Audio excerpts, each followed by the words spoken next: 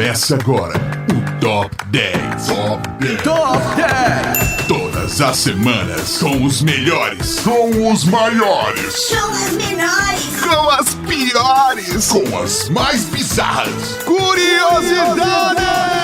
Curiosidades com Tato Tarkan e Professor Mauri. Então segura a cadeira, porque vai começar. Vai começar. Vai começar. Sejam bem-vindos a mais um Top 10. Eu sou o Tato Tarkan e aqui do meu lado, Fernando Baroni. Feliz 2023, Tato Tarkan. Ai, adeus, ano velho. Feliz ano novo, que tudo se realize. E tudo de bom pra vocês, todos que acompanham o Top 10, seus seres lindos maravilhosos. Muito obrigado pelo carinho, pelo amor, por toda a paciência, principalmente com o Baroni, que trocou Esqueceram de Mim no Natal. Eu ainda não superei isso, quero deixar isso bem claro. Mas... Ano novo, vida nova, Tato Tarkan. Ano novo, vida nova. Por favor. Eu quero começar esse ano agradecendo ao apoio dos nossos queridos amigos da Accenture, que estão com a gente em praticamente todas as atrações da Rede Geek, apoiando o nosso trabalho para que a gente possa fazer um conteúdo de qualidade para você, para que você possa estar cada vez mais conectado com a vida, com o universo, com tudo mais, e esteja conectado com as oportunidades maravilhosas que a Accenture pode trazer para você em 2023. É isso aí. Como eu disse no Novo Vida Nova, aproveita esse embalão de janeiro, fica ligado nas redes sociais da Rede Geek e nas redes da Accenture, que vai ter oportunidade que pode te interessar, pode te fazer parte da mudança real do mundo. Exatamente, trabalhando com as melhores mentes em uma das 5 melhores empresas para se trabalhar do mundo, realmente fazendo a mudança. É muito da hora. E no Top 10 de hoje, nós vamos falar do passado. Nós vamos para o passado longínquo de 1960. É gostoso a gente falar de uma década em que nem eu nem o Baroni estávamos vivos. Normalmente a gente se sente velho, dessa vez a gente vai se sentir jovem, porque vamos falar de filmes fantásticos e inesquecíveis de uma década que nós não vivemos. E é bom, né, ter esse desprendimento, se bem que eu acho que eu gostaria de ser adolescente dos anos 60, viu, Tato? Porque foi a década dos Beatles, do Flower Power, da geração Beat, do amor primeiro livre, homem no espaço, do amor livre, da chegada do homem à lua, mas também seria bom não estar aqui no Brasil, porque foi a década do golpe militar. Ah, é. Mas também foi a época da Guerra do Vietnã começando, não foi? Sim, tem os lados bons e os lados ruins de toda a década, né? Pois é, né? Mas, cinematograficamente falando, vou falar que música e cinema foi uma década que, baita senhora, foi difícil escolher essa lista desse top 10. Foi uma treta. Foi difícil. É até por isso que a gente tá falando de um momento da humanidade onde tantas coisas, tantas mudanças sociais, econômicas, políticas, culturais estavam acontecendo, o mundo tava cada vez mais conectado. Yuri Gagarin foi pro espaço, os americanos foram pra lua, sabe? Tava tendo Woodstock, tudo isso impactou pra cultura, impactou pra criação de novas maneiras de se fazer arte. E é óbvio que isso vai dar um trabalho gigantesco de fazer um top 10 filme dos anos 60. Já começa que a gente tem uma penca de menção honrosa pra falar, né, Tato? Mas antes, Baroni, vamos explicar pra galera como é que a gente eliminou essas menções honrosas. Porque senão o pessoal vai começar a ficar chateado com a gente. Como que a gente classificou o top 10? Então, a gente fez essa classificação com base no quanto o filme foi importante ou marcante pra indústria cinematográfica como um todo, né? Como teve muito filme muito bom, muito sucesso de audiência, a gente partiu pra uma coisa um pouquinho mais técnica, né? Pra fazer essa seleção. E aí consegui cortar os filmes que a gente tava, peraí, como é que eu não vou colocar esse? Tem que ser um top 20. Pra não ficar naquela coisa do eu gostei, o Baroni gostou, o professor Mauri não aprovou, sabe? A Letícia não sei o que lá, não. Aqui a gente tá falando do mercado, o cinema, a indústria mudou por conta desse filme. Tentamos ser o mais imparcial e técnicos possível, que até tem musical, se fosse pelo gosto do professor Mauri, não tinha. Não tinha, exatamente. Vamos começar aqui com as menções honrosas, Baroni, que você começaria por onde? Acho que eu vou começar com Kubrick, né? Kubrick, o cara, a lenda, o homem. Todo filme do Kubrick foi marcante e eu deixo aqui minha menção honrosa a Lolita. Nossa! Baseado no livro de 55 do Nabokov, né? Bem, o livro é controverso, o filme é obviamente controverso, e isso até hoje gera diversas discussões, porque eu não posso nem falar que tem uma linha tênue com pedofilia, porque... Não, é uma linha bem descarada. A obra se trata sobre essa controvérsia do abuso sexual infantil e retrata isso de uma forma meio romantizada. Então, assim, é muito confuso e complexo. Mas, ao mesmo tempo, é um baita filme. Sim, é tipo presença de Anitta pra gente grande. É presença de Anitta pra gente muito grande. É. Eu acho que eu colocaria aqui, cara, 007 contra o satânico Dr. No. Caramba! Cara, filmaço, início da franquia do James Bond, como o cinema inglês foi construído e algumas características, não só da linha do James Bond, né, da lógica de filmes de ação inglês, mas também como o cinema mudou por conta de 007. Sem dúvida. E aqui eu vou deixar uma birra minha, tá, Tato, com uma galera de memória curta, porque quando saiu Cassino Royale com o Daniel Craig, primeira vez que ele virou o Bond no cinema, a galera ficava, esse James Bond aí, dá muita porrada, mal brucutu, atira primeiro e pergunta depois, nada a ver com o personagem. Me faz um favor, você foi uma dessas pessoas? Vai assistir Dr. No com o Sean Connery e tal, o primeiro filme, pra você ver o que é o James Bond de verdade, não o que você lembra dos anos 90 com o Pierce Brosnan, tá? Obrigado. É que o Pierce Brosnan, ele é um... Eu gosto do James Bond do Pierce Brosnan. E acho que é normal a gente ter, ao longo das décadas, versões e releituras Sem diferentes dúvida. do personagem. E eu, por exemplo, gosto muito do Pierce Brosnan como James Bond, apesar de que o Daniel Craig também tá nos favoritos. Mas eu gosto mais do Pierce Brosnan como o milionário ladrão de obras de arte em Thomas Crown, Arte do Crime. Eu acho que é o filme perfeito pra ele. É, o papel da vida do cara. Que é uma parada que não faz o menor sentido. Ele é um bilionário ladrão de obras de arte. Tanto faz. Acho que a gente tem que citar aqui também o Pagador de Promessas, né, cara? A gente tá falando do filme de Anselmo Duarte, da peça homônima, né, no caso, do Dias Gomes. E acho que foi o primeiro filme brasileiro a receber a Palma de Ouro no Festival de Cannes, né? A gente tem um filme brasileiro aqui na lista, né, que não deu pra entrar porque, assim, cara, a gente tá falando de um momento de Hollywood extremamente forte, mas o Pagador de Promessas tinha que, pelo menos, ser citado aqui no Menções Honrosas. Um dos grandes marcos aí do cinema nacional, né? Em plena ditadura, deu certo, ganhou reconhecimento e deu uma revivida, de certa forma, pra indústria brasileira, né? Dali em diante. Eu acho que também vale a gente citar aqui o Spartacus, que é basicamente o gladiador dos anos 60. Sim, com Kubrick de novo, olha lá. Exatamente.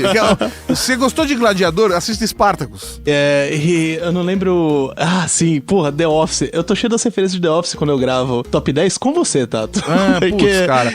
Tem um episódio que o Michael fala, assisti Spartacus 4 vezes e não descobri até hoje quem é Spartacus.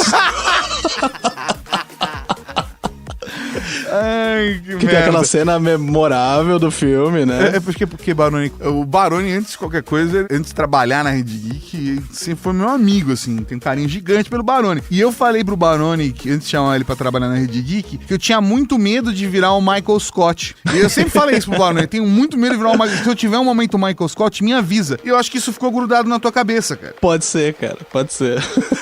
E aí você olha pra mim e pensa, Michael Scott. Eu não sei se isso é bom ou ruim. Se você guardou a mensagem do jeito errado, eu não sei. Ah, do jeito bom, do jeito Michael Scott, terceira temporada, não primeira. Ah, ainda bem. Porque o Michael Scott é um escroto gigantesco. Vou deixar uma última menção rosa aqui então, Tato, que é Sem Destino, Easy Rider, né? É um dos filmes mais icônicos dessa década. O Peter Fonda, cara, a gente tá falando de Jack Nicholson, Dennis Hopper. É baita elenco, cara. E é um tapa na cara da sociedade americana, né? É uma coisa muito bonita. Se você tiver a paciência de entender, né, e quiser ver uma crítica social de mais de 2 horas, é um baita filme. Num ritmo que só a década de 60 pode fazer pra você. É, a gente chama Easy Rider, então não espere nada muito animado. É, aceleradão, tá, não vai rolar. Não. Então faça a sua lista e começou o Top 10. Uma menção rosa que foi um Top 10, né? Então agora faça a lista que vai começar de verdade. Agora vai! Valendo V2 final.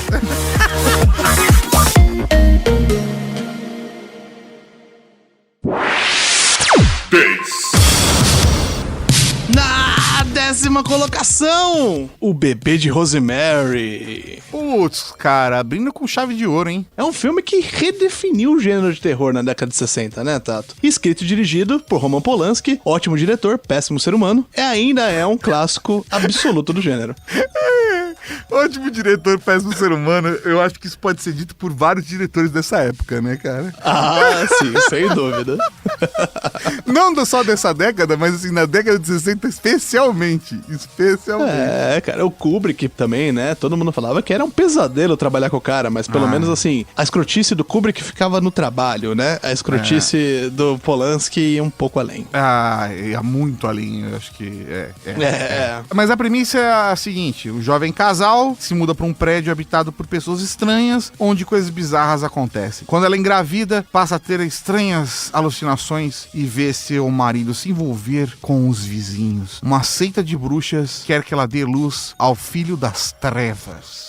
O filho do mochila de criança. Do cramunhão. Um mini cramunhãozinho. Isso. E aí é isso, assim, é uma premissa muito simples, né? Especialmente para um filme de terror, beleza. Nossa, situação estranha, para lá, gente esquisita, tô me adaptando. É tudo tão Eduardo e bizarro. Mônica, festa estranha com gente esquisita, eu não tô legal, não quero mais birita. Mas a parada é a maneira como isso é construído.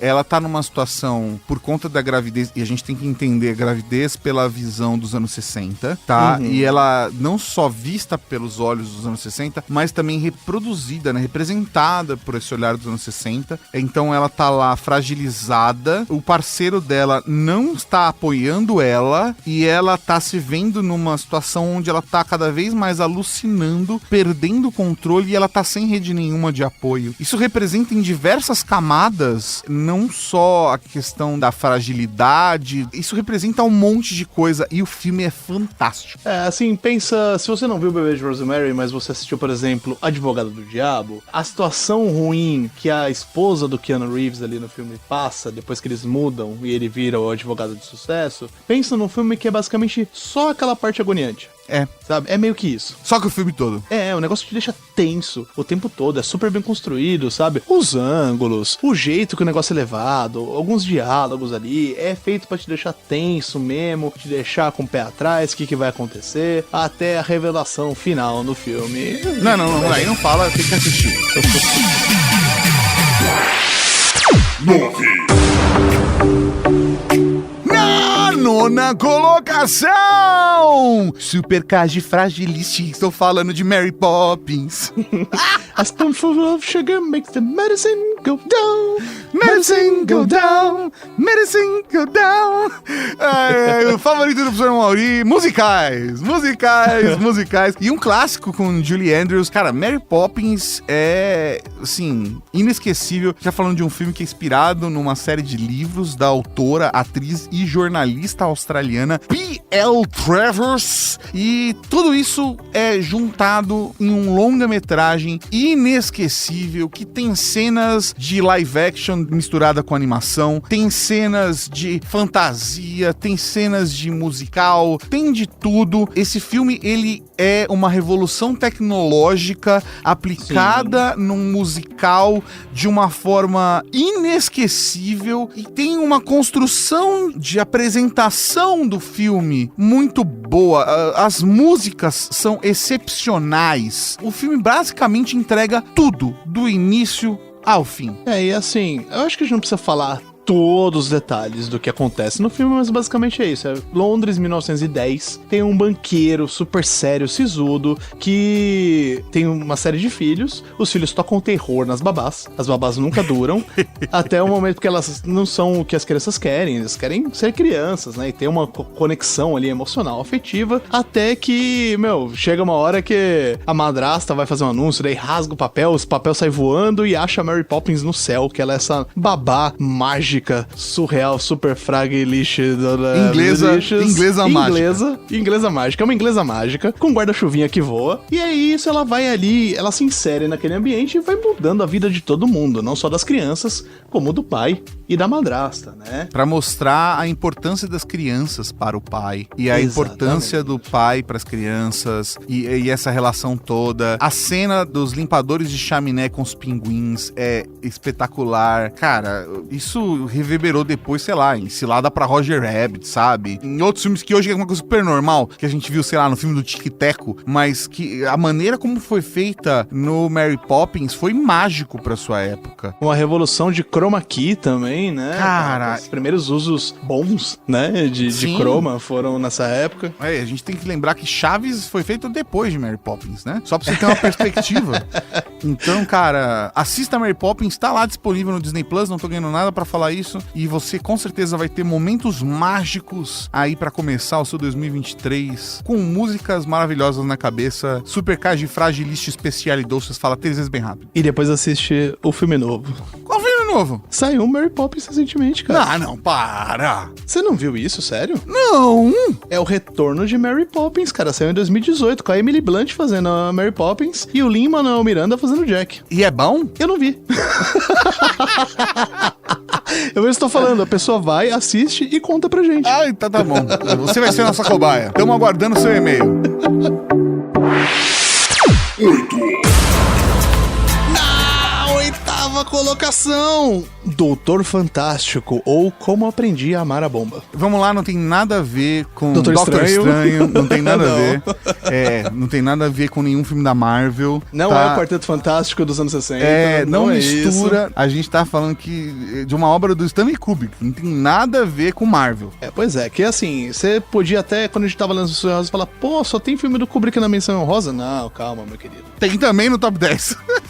Década que tem Kubrick, ele vai estar no top 10. Não tem jeito. O cara era um gênio. E aqui a gente tem, cara, um filme surreal. É um filme muito esquisito, mas muito bom, sabe? É um negócio assim, ele foi um marco da indústria por ser uma crítica super pesada à Guerra Fria, né? Foi a grande crítica ali da Guerra Fria naquele momento, no momento próximo da crise dos mísseis de Cuba, todo aquele momento mais complicado da relação entre Estados Unidos e União Soviética e tal. E a gente tem esse filme doidaço do Kubrick, no qual um general americano acha que os soviéticos estão sabotando reservatórios de água dos Estados Unidos. Eles estão atacando, sabe? Aquela coisa do, sei lá, drogas na água, não sei o que.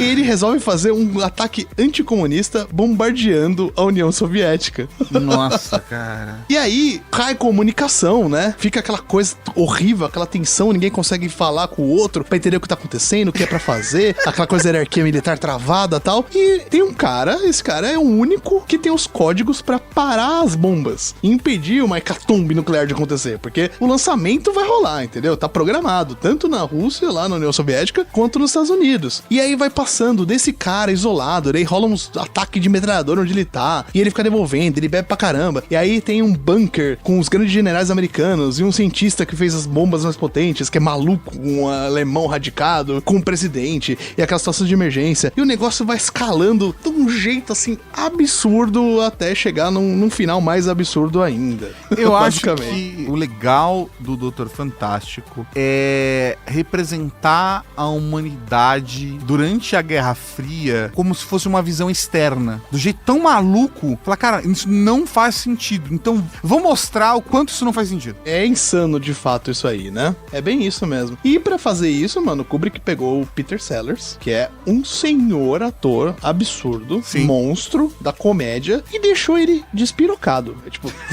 vai filho, faz o seu pior. E ele realmente faz. Eu acredito em você. E, meu, Peter Sellers, assim, absurdo nesse filme. E o filme, ele faz referências, homenagens, menções, né? Se aproveita de técnicas que vieram antes dele, né? Tem muito de Orson Welles nesse filme. Sim. A maneira dos ângulos, as cenas, como os personagens são filmados, até num jeitão dos diálogos, sabe? Lembra muito aquela coisa mais dura das décadas anteriores. Ele é todo em preto e branco. E, meu, é só tapa na cara da sociedade mesmo. Assim, do começo ao fim. Cara, Doutor Fantástico talvez seja um pouco mais difícil de você conseguir pra assistir em streaming aí, mas é o tipo de coisa que deve ter no MUBI, deve ter uma parada dessa. Sem contar que você deve conseguir alugar, por exemplo, no Google Play, no Apple TV. Em volta e meia deve ter promoção aí por R$ 9,90, o que é impressionante pelo filme. Vários desses filmes que a gente tá citando aqui devem entrar volta e meia em promoção, e considerando os clássicos que são, vai na fé que não tem erro. E uma curiosidade, Tato, o nome do filme é Doctor Strangelove, em inglês, né? Aham. Então, em Portugal, ele é o Doutor Estranho Amor. Estranho amor. Que deve deixar mais estranho ainda pra quem vai ver o filme, né? Tá esperando uma coisa completamente diferente. Ah, com esse com nome. certeza. 7. 7. Na sétima colocação, Lawrence da Arábia. É, cara, a gente tá na época dos épicos estrogonóficos, finalmente. O Lawrence da Arábia. Dias também.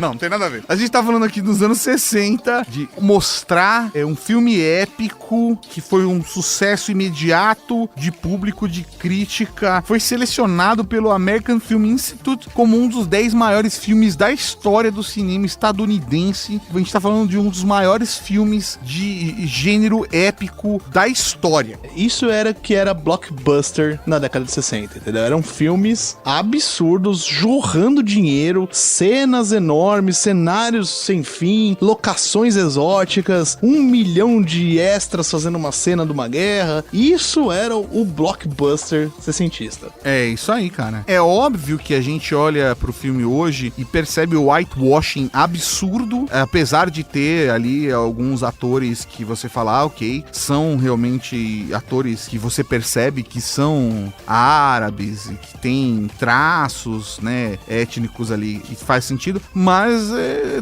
um bando de homem branco. Mas tirando isso, vamos pra base do negócio mesmo, estamos falando de um classicão que retrata, na verdade, a biografia de T.E. Lawrence, que era um arqueólogo militar, agente secreto, diplomata e escritor britânico, focando nas excentricidades desse James Bond na vida real aí na virada do século XX. E aí, em 1935, quando ele pilotava a sua motocicleta, o cara morre em um acidente e no seu funeral é lembrado de várias formas. E aí, desse momento em diante, tá, a gente tem os flashbacks da vida do Lawrence, é isso aí, dos momentos que as pessoas lembram dele. Basicamente, daí a gente vai, exército inglês no norte da África, Primeira Guerra Mundial, e ele vai escalando, né, ele vai subindo até ter essa coisa de ser um agente secreto, virar um diplomata da Inglaterra nos países árabes, 1 milhão de batalhas e coisas geniais que ele faz, momentos de graciosidade imperial pra pessoa que não faz parte ali da parte civilizada da Europa, todos esses negócios que a gente tava cansado de ver, e tem uma parte muito mística ali, né, no meio, uma exagerada, um paranoia, porque o Lawrence, cara, ele é o herói das eras, assim, ele faz tudo acontecer.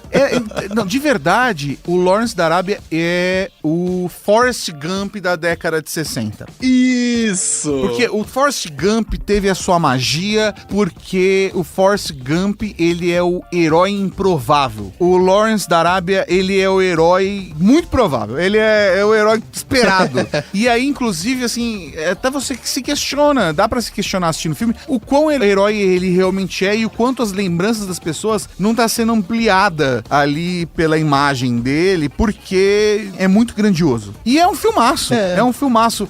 A presença da estrutura do filme. Cara, a gente tá aqui com de um clássico, cara. É o Forrest Gump da década de 60. Boa, bem colocado, Tato. Muito bem colocado. E tem isso pelo menos a favor do filme, né? Apesar de ter todos esses problemas datados da época, ele pelo menos coloca o próprio Lawrence em xeque em algumas partes, né? Ele questiona também esse papel dele, né? Então é interessante, cara. É um filme longuíssimo. É da época que tinha intervalo em filmes. Então, se prepare.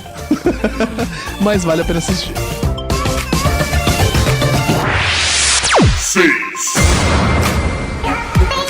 Na sexta colocação, A Primeira Noite de um Homem. God bless you, please, Mrs. Robinson. Jesus loves you more than you will know.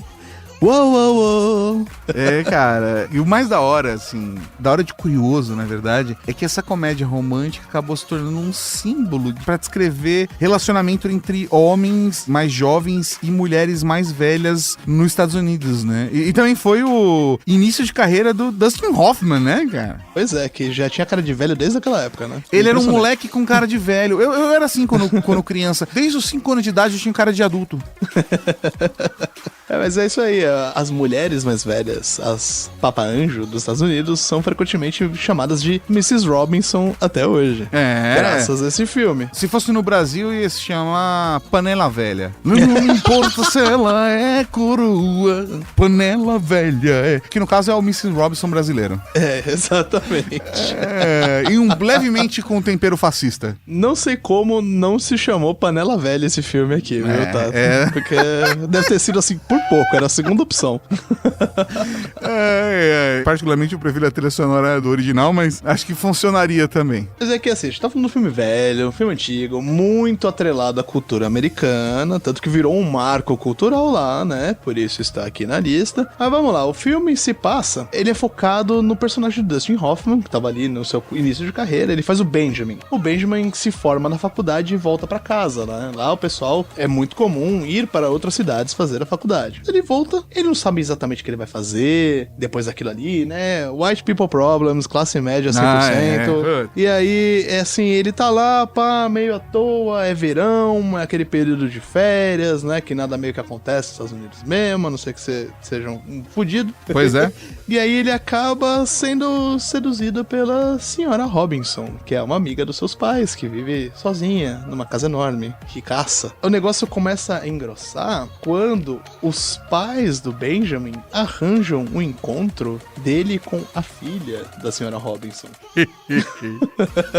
E aí ele fica nessa, fico com a mãe, fico com a filha, fico com as duas, fico em uma. E aí tem todo o que eles chamam, o americano gosta de chamar de coming of age, né? Uma história de amadurecimento de pessoas extremamente imaturas que são americanos colegiais. Só sei de uma coisa, Jesus te ama mais do que você jamais saberá. E é isso aí, né? Esse filme ele virou uma referência cultural fortíssima. Tem referência a isso em tudo quanto é coisa, tudo quanto é programa, série de humor, outros filmes. Sabe, até um filme baseado como se fosse um reflexo desse filme na vida real, como se ele fosse uma história de verdade que alguém usou pra fazer um filme, né? Que é com a Jennifer Aniston, que ela faz como se fosse a sobrinha da Mrs. Robinson original e tentando uma treta assim. Enfim, é um filme que marcou aquela geração, sem dúvida. Você vai virar o Capitão América e pegar muito mais referência se você assistir A Primeira Noite de um Homem.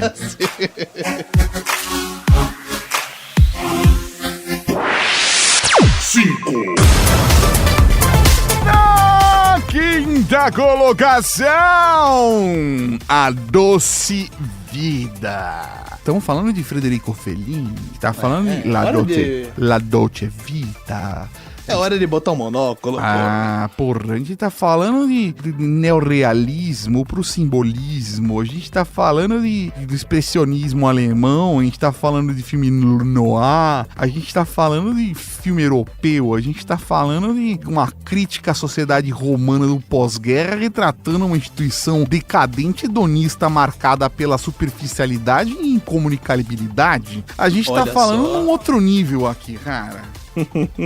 Pois é, La Dolce Vita é um daqueles filmes assim que aparece um em cada século, se bobear, né? Não é nem por década. Talvez nem isso, cara. A gente tá falando de um tipo de filme que retrata o ser humano de uma maneira... Eu acho que isso é a parte mais maravilhosa do trabalho do Fellini, assim. É a maneira como ele retrata os personagens, sabe? São tão humanos, com as suas belezas e as suas coisas horrendas. Putz, cara, essa pra mim é a parte mais da hora, cara, sabe? Sim, é que é aquilo que você falou, né? A transição do neorrealismo, né? Que nem a gente viu no top 10 de década de 50 dos filmes, que tinham Roma Cidade Aberta, por exemplo. E a transição disso, né? Ele ainda usa muito essa coisa da pessoa, da vida real ali, do ladrão de bicicleta e tal. Eu foco no ser humano como o ser humaninho é, só que embutindo essa parte do simbolismo que, deixa aquela coisa de cinema mesmo, é mais fantástica, ele te dá outras camadas ali pra você descobrir com posicionamento de câmera, com cor, com o que aparece na cena junto dos personagens, em como eles interagem, sabe? É tipo pegar toda e qualquer nuance absurda, microscópica e fazer daquilo realmente uma obra de arte. Em som, imagem, movimento e a porra toda. Fellini era absurdo. E com o Marcello Mastroianni, né? Pra protagonizar. Putz, cara. Se você não sabe quem foi o Marcello Mastroianni, você precisa assistir esse filme 2 vezes. Não só uma, 2 vezes. Sim. 2 vezes. Sério. Eu não quero contar sobre o filme. Eu acho que se a gente contar... Eu acho que a gente não devia se meter, até mesmo porque é uma história complicada. A gente vai gastar um tempão aqui contando o que a pessoa deveria assistir.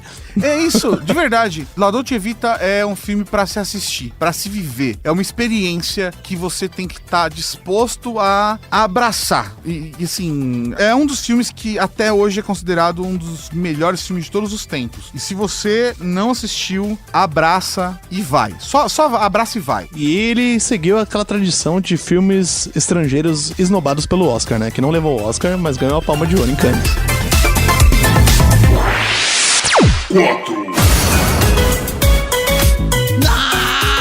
Quarta colocação, bonequinha de luxo. Com certeza você já viu algum pôster, alguma referência com alguma coisa, uma referência de alguma coisa de bonequinha de luxo e não sabia que era referência de bonequinha de luxo se você não assistiu Bonequinha de Luxo. Com certeza, né? A Audrey Hepburn vestida como a personagem ali, como a Holly, é icônica até hoje, né? Você viu gente fantasiada em festa fantasia, festa de Halloween, com certeza, Com sabe? certeza. Qualquer loja de badulaque que faz coisa assim ali na Rua Augusta, pra quem é de São Paulo, vai ter coisa da bonequinha de luxo, sabe? Porque foi um filme muito importante pra época mesmo. Ele é inspirado num livro importante do Truman Capote, sabe? Um cara que, aliás, ganhou depois um filme biografia sobre a vida dele, né? Então, ele definiu a estética do começo da década de 60. Eu acho curioso o nome do filme em português, que em inglês é Breakfast at Tiffany's, né? Que é Isso. tipo café da manhã na Tiffany. É tipo café da manhã na loja de joias. E aí virou bonequinha de luxo. Vamos lá, a gente tá falando de uma personagem feminina extremamente forte, mas a gente tá falando da dicotomia entre a inocência e a ambição dentro de uma cidade grande. É isso. É bem isso, né? E acho que o nome vem claramente de uma coisa de ser anos 60 e a profissão da personagem, né? Que ela é uma garota de programa em Nova York. Que a ambição dela é casar com um milionário, Aham. né? Então, ela é uma bonequinha de luxo. Ela é uma bonequinha de luxo. Basicamente. Mas por que esse filme é, assim, não só pela sua montagem, não só pela maneira como o personagem é apresentada, a sutileza da profissão dela ser apresentada, a sutileza como o tema é abordado, você precisa assistir Bonequinha de Luxo, quarta colocação, é inesquecível. Em 2012 ele foi considerado culturalmente, historicamente ou esteticamente significativo pela Biblioteca do Congresso dos Estados Unidos e foi selecionado para preservação no Registro Nacional de Filmes dos Estados Unidos, do governo. Olha só, tem que estar mesmo. Tá guardado, entrou para os anais da história, registrado, bonitinho, catalogado. Um filme que aborda garota de programa, você falar que entrou na história, você tá de sacanagem, né? Gente, desculpem o... Foi sem Barone. querer, foi sem querer. Eu reprimi a quinta série.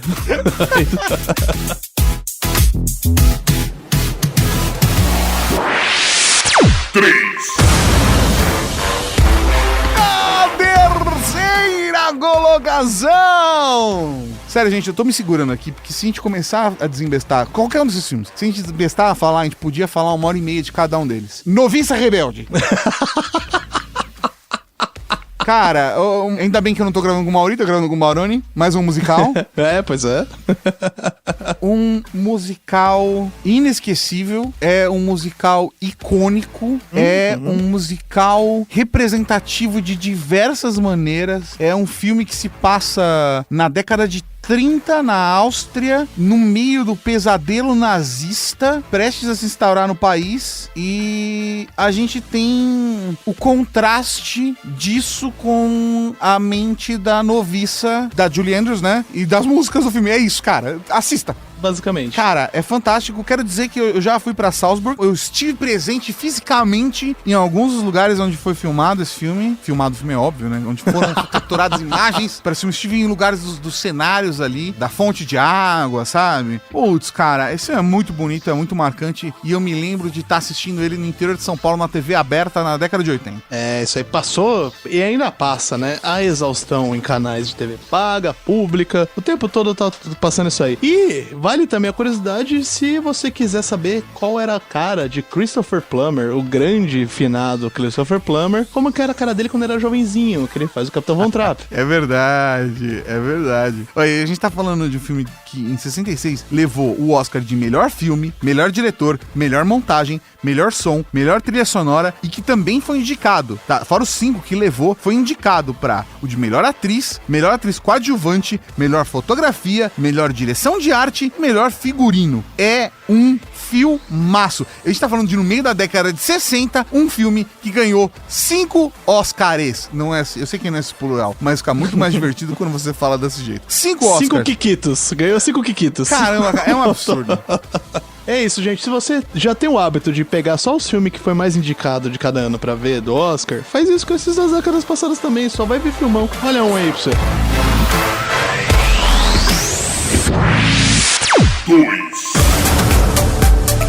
E na segunda colocação, mais uma vez ele, Stanley Kubrick, com 2001, Uma Odisseia no Espaço. Cara, eu vou falar, é um filmaço, mas toma um café antes de começar. É um filmão, ele é super importante, ele é revolucionário, ele marcou a indústria, marcou a cultura pop. Ele é icônico. Mas puta que pariu, como é chato. É porque, além de tudo, assim, o Kubrick, ele utiliza a música clássica em cenas muito lentas pra mostrar o tempo que demora pra passar das fases e eras da humanidade. Então, assim, representativamente, né, a história que ele tá contando faz total sentido, mas demora pra cacete as cenas ali. Demora, assim. A primeira metade é sofrida do 2001. É, porque a primeira parte ali, né, o filme ele começa mostrando que, da mesma forma que o hominídeo usou um osso como ferramenta para matar o outro hominídeo, a nave espacial também é uma ferramenta do homem para chegar. Tem toda uma construção, assim, de um pensamento filosófico. É animal. Mas, assim, a música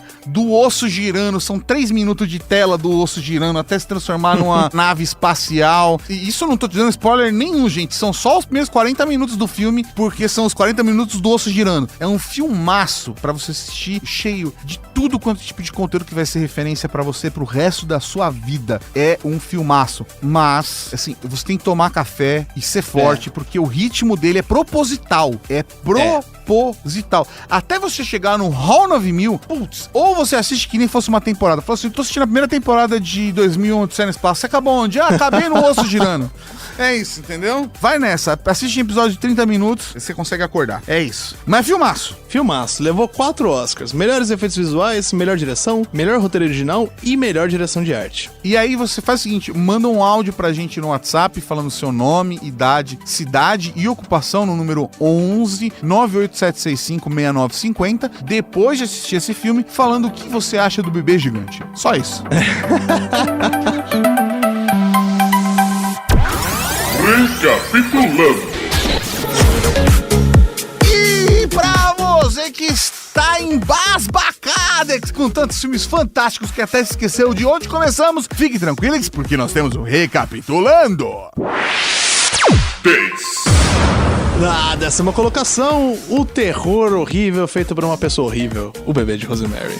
Não, é um terror fantástico feito por uma pessoa horrível. Isso, grande filme, péssimo diretor.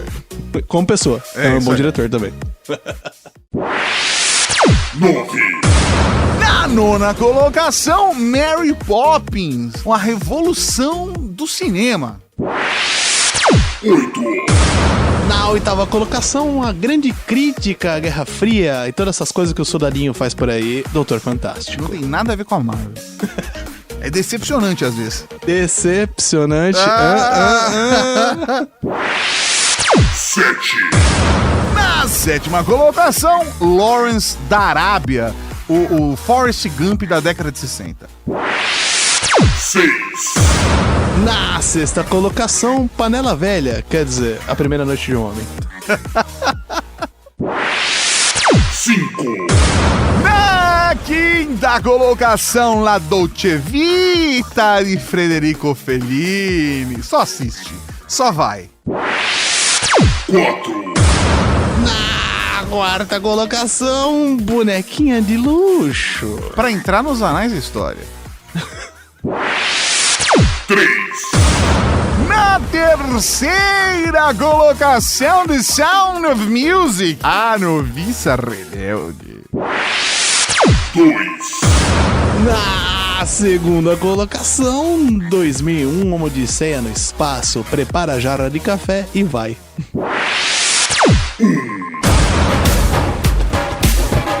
E na primeira colocação, o clássico Psicose. Como não ter Hitchcock no primeiro lugar, né? Putz, não dá, cara. Não dá. Não dá. E olha, eu vou te falar que o Psicose, muita gente apresenta ele como um filme de terror, apresenta as cenas clássicas como um filme de terror, mas assim, tem um monte de cena que virou referência pro cinema, a cena do chuveiro com a faca, todas as coisas, sabe? De verdade, o filme é mais do que isso. Ele é um filme sobre desconforto, ele é um filme sobre a falha do ser humano. Total. Cara, ele é um filme inesquecível. Inesquecível. Hoje em dia ele não é um terror, ele é um suspense. A gente assiste filme de suspense muito mais pesado que Psicose. Nossa, sem dúvida. É bom até pra entender a inocência da geração dos anos 60, de certa forma, pra algumas coisas que são chocantes pra eles, que hoje em dia pra gente tá naturalizado. Não, porque as pessoas às vezes falam, putz, eu não gosto de filme de terror, então eu não vou assistir Psicose. Psicose não, vai tranquilo. Putz, vai tranquilo se você nunca assistiu por conta disso, de verdade. Pessoa maravilhosa que tá ouvindo esse top 10. Pega um final de semana à tarde, do lado do seu crush, sabe? Pega na mãozinha, faz uma pipoquinha e assiste Psicose, que é um filme surpreendente que conta a história da Marion Crane, que é uma secretária que vê a oportunidade de roubar $40 mil da imobiliária que ela trabalha. E ela vai fazer isso pra se casar e começar uma vida nova. Então, você acompanha o que acontece com ela a partir do momento em que ela pega esses $40 mil e faz a fuga. Então, ela lidando com seus próprios defeitos, ela lidando com as consequências disso, ela lidando com a humanidade, ela lidando com seres humanos horríveis, ela lidando com o medo, com a sensação de perseguição. E a trilha sonora desse filme é inesquecível. Assim, o que eu falei mal e de verdade, o que eu critiquei o Kubrick em 2001, Odisseia no Espaço, da cena gigantesca do osso girando com a trilha sonora, eu exalto aqui o Hitchcock fazendo a cena infinita da perseguição de carro com a mesma trilha sonora e ela olha pra trás, olha pra frente, e olha pra trás, olha pra frente, olha pra trás, olha pra frente, mas o suspense que isso cria, esse filme é fantástico. E pra você tá achando esquisito, pô, 40 mil nos anos 60 era quase meia milha, viu? Cara, era muita grana, cara. Dava não só pra você se casar, mas dava pra você se casar com o Papa nos anos 50 com esse filme, com esse dinheiro todo. Mas esse é um filmaço mesmo. O Hitchcock era um gênio absurdo, né? Kubrick bebeu muito do Hitchcock mesmo. É por isso que eles são os ícones que eles são na indústria do cinematográfica. É por isso que você tem que assistir mesmo tudo quanto é coisa que esses caras fizeram enquanto tava vivo, sabe? Porque vale a pena. É um negócio que muda você mesmo, o jeito que você vê o filme. Porra, eu lembro a primeira vez que eu assisti Pássaros, tá, Tarkan? Foi uma coisa, assim, surreal, assim. Eu fiquei, caralho, eu preciso parar só de ver filme que eu acho legal e ver filme que é bom. É, cara, é fantástico. Isso que a gente falou de tudo isso e a gente não citou em nenhum segundo Norman Bates, no Bates Motel. A gente não citou nada disso. Você tem que assistir. Você tem que assistir. É fantástico. Muito melhor que a série. Ah, com certeza.